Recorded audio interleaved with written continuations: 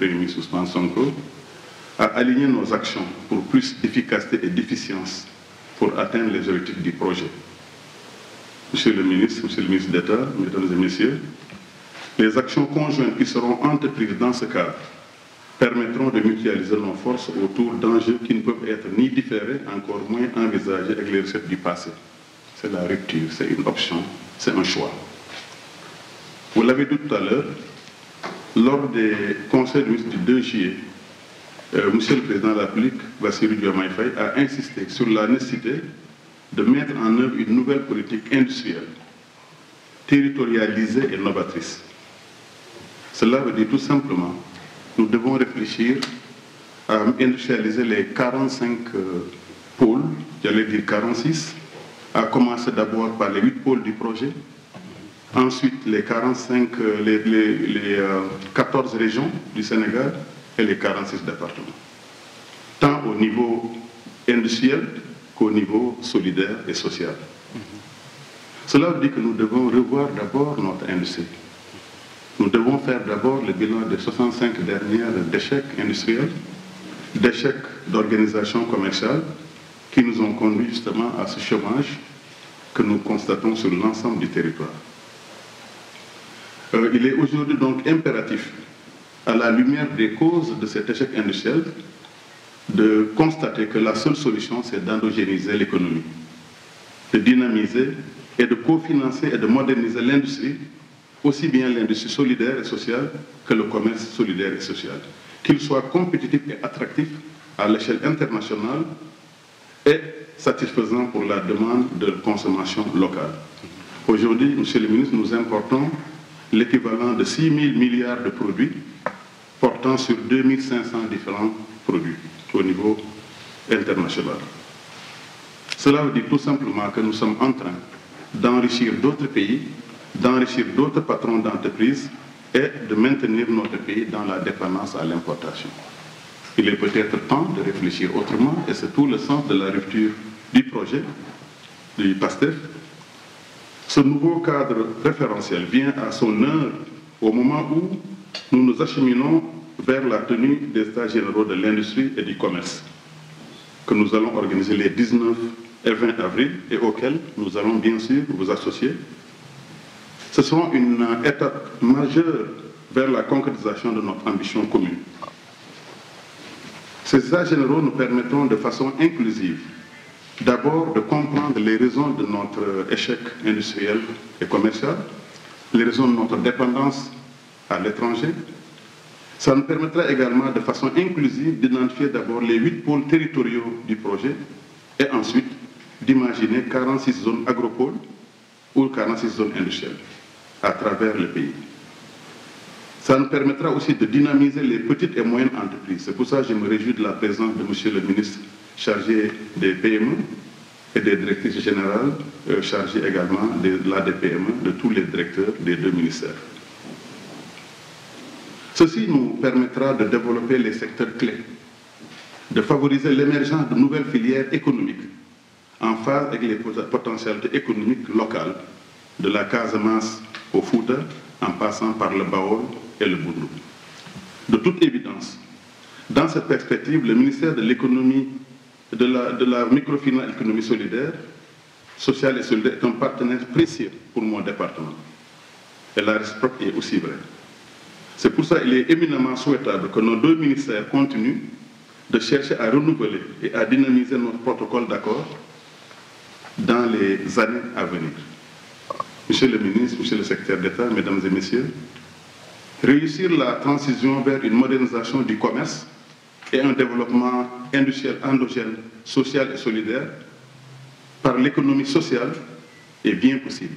Vous l'avez dit tout à l'heure, Monsieur le ministre, ça se fait en Chine, ça se fait partout dans le monde, pourquoi pas chez nous. Non seulement c'est possible, mais ça constitue une innovation majeure dans la manière de cofinancer les projets cibles au profit des jeunes de ce pays.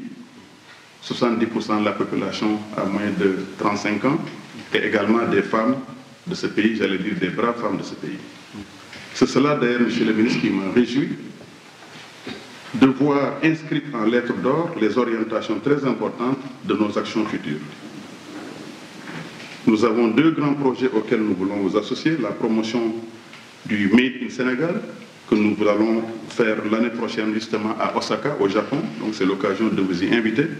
Nous avons prévu une semaine de votre ministère pour promouvoir le Made in Sénégal, mais également le consommer local. Nous allons aussi promouvoir un autre thème qui va s'appeler Invest in Sénégal, à travers le séminaire que nous allons faire l'année prochaine de levée de fonds pour financer aussi l'industrie et le commerce. Nous devrons aussi faire la formation des cibles en technique et technologie de modernisation du commerce et de labellisation des produits et services. Vous avez parlé tout à l'heure des FRA, mais il faut développer des marques locales. Hier, j'étais à l'ITEA, à l'Institut sénégalais de technologie alimentaire, et nous avons vu toutes sortes de fruits. Du bissap en passant par les jus de mangue, les poudres de mangue. Bref, notre recherche nationale universitaire a inventé tellement de produits, tellement d'emballages, tellement d'idées, qu'il ne demande qu'à être mis sur le marché par l'économie solidaire sociale et par nos PME. Nous devons aussi assurer l'insertion des cibles dans le secteur de l'industrie et du commerce, à travers la stratégie de transition vers un développement industriel inclusif et durable et la stratégie de développement de l'économie solidaire. Pour faire cela, il faut aussi faciliter le financement. Il faut donc trouver des moyens innovants de financement, des activités entrepreneuriales, et c'est pour cette raison aussi que nous allons lancer le 15 décembre un grand événement qui va s'appeler le financement de l'économie, de l'industrie et du commerce au niveau du Sénégal, au cours duquel nous allons faire venir les banques nationales et internationales, les ambassadeurs accrédités au Sénégal, tous les grands organismes de la Banque mondiale, de l'Union européenne, mais aussi des pays arabes, pour lever des fonds en vue de financer toute l'industrie, tout le commerce et l'économie solidaire. Nous allons aussi, vous l'avez dit tout à l'heure, mettre ce qu'on appelle les boutiques de référence. Tout le monde connaît ici les Sonadis, qui ont existé il y a une vingtaine d'années.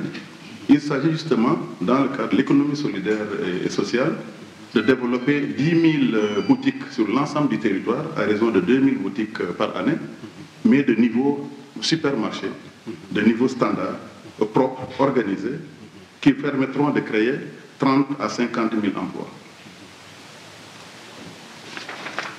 Nous allons aussi encourager la participation de la campagne promotionnelle du consommer local. D'ailleurs, c'est le mois prochain que nous allons l'organiser et vous êtes invités, sans consommer local au point justement de développement industriel. Mesdames et messieurs, à travers la présente cérémonie, nous acceptons ensemble le contenu de ce protocole qu'on va signer tout à l'heure. Et nous nous engageons à œuvrer à la réalisation des résultats attendus, avec beaucoup d'espoir. Et c'est l'occasion de vous remercier, Monsieur le Ministre, vous et votre département, votre équipe, pour la confiance d'abord, pour la gentillesse, mais surtout pour la responsabilité que nous avons de développer ce pays. Ce pays est un joyau que nous avons hérité, qu'il faut maintenant amener à des niveaux insoupçonnés en matière de développement économique et social. Pour répondre justement à l'aspiration profonde des Sénégalais, j'allais dire tout simplement à leur confiance. Mesdames et messieurs, la mise en œuvre de ce présent protocole requiert également des consultations continues.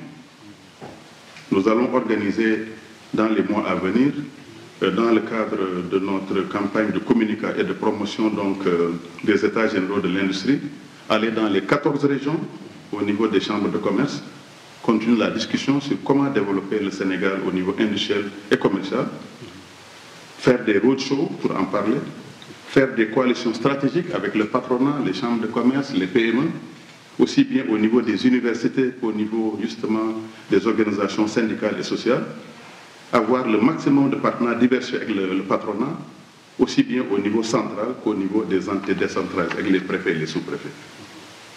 C'est important que nous puissions être à côté de la population. C'est important qu'on puisse les intégrer dans nos activités. Et l'efficacité de cette démarche et son opérationnalisation nécessitent plus de concertation, plus de synergie, plus de complémentarité entre nos points focaux et la commission technique conjointe à installer très prochainement. Là aussi, je souhaite que nos deux secrétaires généraux puissent mettre en place cette commission conjointe pour travailler sur le contenu justement de cette convention, c'est-à-dire à sa mise en œuvre.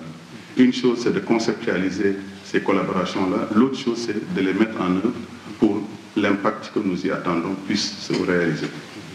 Monsieur le ministre, monsieur le secrétaire d'État, mesdames, messieurs les secrétaires généraux, mesdames et messieurs, je ne saurais terminer mon propos sans vous remercier tous d'être venus si nombreux, vous remercier personnellement pour votre soutien, pour votre confiance, remercier tout votre cabinet et mon cabinet pour le travail collaboratif qui a conduit à ce processus qui a abouti à l'élaboration de ce protocole. Merci pour votre disponibilité, merci pour votre réactivité, merci pour votre proactivité. J'associe à ces remerciements le secrétaire d'État à qui je demande de mettre en œuvre la partie petite et moyenne entreprise avec l'ADPME et le bureau de mise à niveau, les membres de nos cabinets pour les précieux feedbacks, l'excellente collaboration. J'aimerais que ça puisse continuer entre nos deux ministères. Il faut beaucoup de synergie, l'excellence de la collaboration, de l'expertise avérée au niveau justement du personnel et la qualité de l'organisation de la cérémonie. Le chantant étendre ses remerciements à la presse pour l'intérêt renouvelé qu'elle porte à l'activité gouvernementale.